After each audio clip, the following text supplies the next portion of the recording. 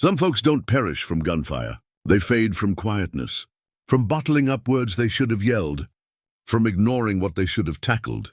Ever sat alone at night, pondering if you lost your one shot to fix something? Liam Carter did. His name hadn't been said with meaning in ages. The world didn't care if he was still alive. It just moved on. One day he had a partner, the next only a patch of earth behind the shed. That morning, Liam sought nothing. Just another split rail until he spotted the bag. It hung uneven under a short willow, swaying gently in the wind. The sort of thing a wise man overlooks. Danger doesn't always growl before it strikes. But something felt off, too calm, too silent. He rode nearer, eyes narrowing under his cap's edge. The bag wasn't knotted tight, more like tossed and snagged halfway. Ripped cloth faded by sun. Dark stains marked the bottom. Then he heard it. A noise you can't unhear once it hits. Not a yell, not even a sob, just breath. Faint, human. He dismounted slowly. Cautious, the bag moved. Inside was a woman, maybe 25. Her gown was shredded, skin parched and burned, lips split and bleeding. One wrist stayed tied with rusted cord. She didn't plead, didn't cry. She just spoke like she was already lost. Just ended quick. Liam paused. Then he knelt, pulled back the thin cloth over her. And what he saw churned his gut. Not because it was new, but because whoever did it meant it to last. They hadn't left her to perish. They left her to vanish. The farm wasn't much to see. Dusty steps. 2 wobbly chairs, never used. A roof that groaned louder than a man after a rough night when the breeze hit. But for her, it was the nearest thing to refuge she'd known in years. Liam didn't ask her name, didn't ask what occurred or why she was abandoned like that. He asked nothing, and maybe that's why she lingered, until she didn't rest in the bed. She huddled on the floor by the hearth like someone scared the mattress might harm. She jumped when the pot whistled. She'd watched the door like it might burst open any second. Most days she stayed silent, just sipped whatever Liam poured into the metal mug and nibbled the bread like it could be tainted. But she was still there. That meant something. Liam wasn't big on talk either. He just kept going, mending rails, feeding livestock, bringing her food like it was normal. And maybe it was. Maybe the stillness between them was its own kind of speech. A week went by.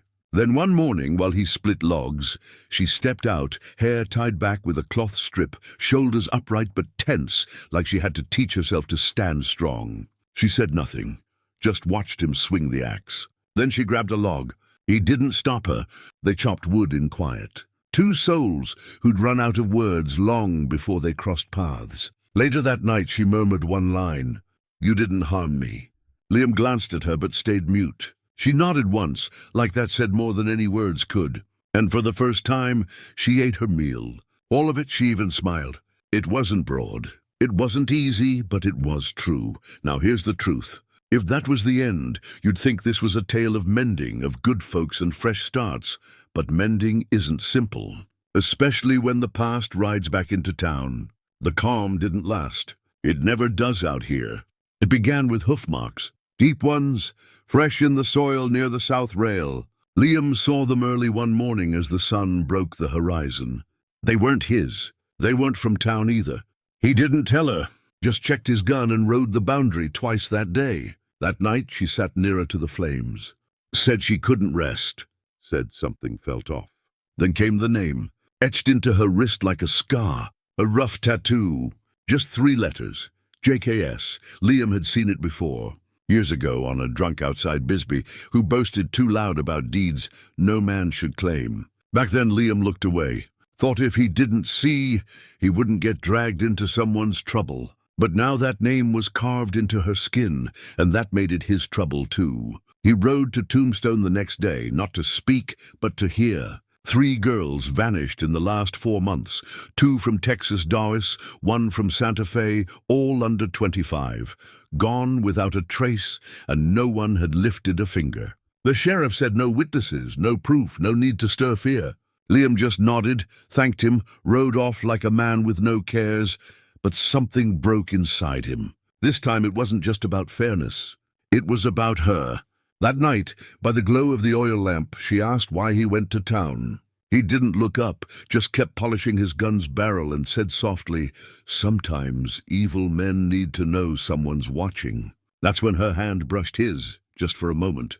And that's when he knew this wasn't just a fresh start for her. It was his too. If you've followed this tale this far, maybe you understand how the world turns. Maybe you've seen how often fairness doesn't wear a badge. If you have, stay with us. There's more to this tale, and if it's your kind of story, don't stay silent. Hit that subscribe button. We've got more fires to kindle together. Liam didn't charge in like some hero from a cheap book. He moved silent, careful, through dry riverbeds and tight canyons where only locals and wolves roamed. He found the camp just after dusk. A shack leaned against a cliff, smoke rising from its chimney.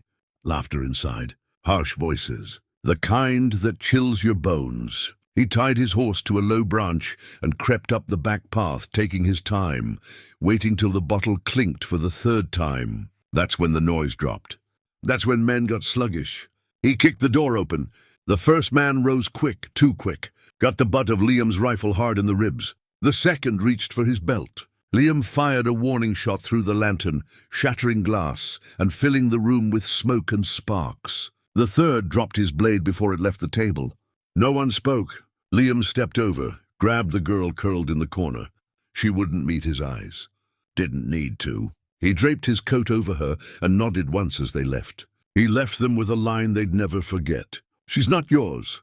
She never was. "And if I hear you harm another girl, you won't get another warning." He took the girl to Tombstone.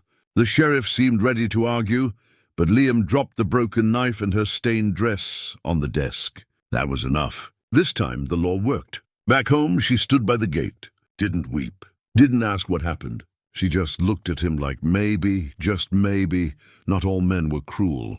And Liam, for the first time in a long while, didn't feel hollow. He felt like he'd stood for something. Now let me say this. Justice isn't always easy, but when it comes, it holds. If tales like this feel true to you, maybe it's because you've lived a few pages yourself. It wasn't a romance, not the kind you find in dime novels or hear whispered under lamplight. But it was something. She stayed, not because she had to, but because she chose to. Days grew calmer but gentler. She started tending the garden out back, planting herbs like her grandmother showed her. She brushed the horses without fear, even hummed once while sweeping the porch. Liam noticed but kept quiet. Some things lose their weight when you speak too soon. He still mended fences, still rose before dawn. But now there was a second mug on the table each morning, a pair of boots by the door that weren't his.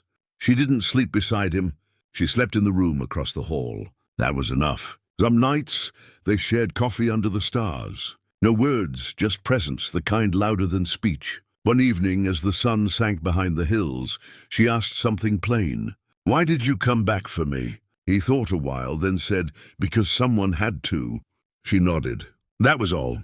You see, life doesn't always give what we earn, but sometimes it gives someone who sees we deserve better, and that can change everything. Liam never asked her to stay, and she never swore she would. But each morning she opened the door, and each night she returned. Love, it seems, doesn't always burn bright. Sometimes it comes softly, like rain on dry wood, like forgiveness, like a new beginning.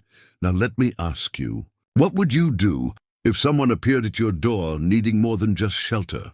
Would you turn away and pretend you didn't see? Or would you open that door and maybe save a piece of yourself too? If this story stirred something in you, if it reminded you redemption still matters in this broken world, go ahead and tap that like button. And if you believe in stories with heart, grit, and truth, hit that subscribe. We've got more coming.